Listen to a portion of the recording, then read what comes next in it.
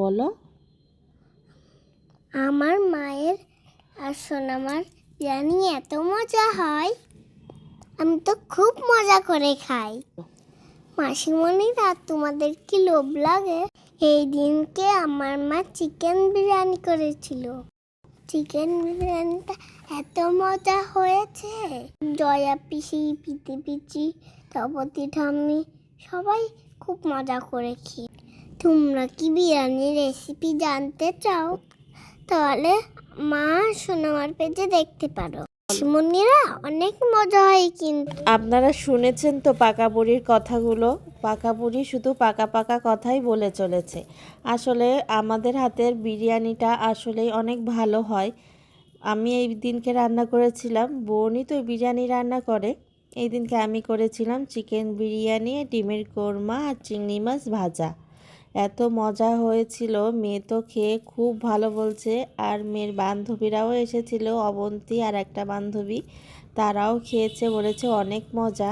আর মাসি সবাই খুব খেয়ে খুব ভালো বলেছে। বিরিয়ানিটা মাখাচ্ছিলাম, দুইভাবে মাখিয়েছিলাম। আমাদের বাড়ি যারা কাজ করে তাদের জন্য আলাদা করে গুছিয়েছি, আলাদা করে মাখিয়েছি বিরিয়ানি, আর এক ড্যাগে আমাদের, দুইভাবে আলাদা করে মাখিয়েছিলাম।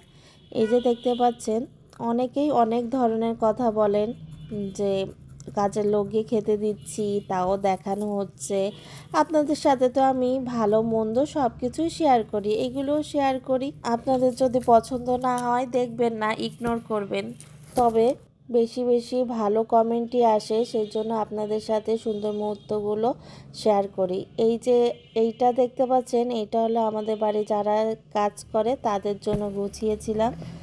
আরও আমাদের বাড়ির গার্ড আছে, গার্ডের জন্য, সবার জন্য একসাথে করে মাখিয়েছিলাম। বিরিয়ানিটা প্রথম যেদিন রান্না করেছিলাম সেই দিন মাংসটা গলেনি, সেই সময়ও ছোট মানুষই ছিলাম বলা যায়। এখন রাঁধতে রাঁধতে পাকা রাঁধুনি হয়ে গিয়েছি। এই যে সবাই খুব ভালো মজা করে খেয়েছে।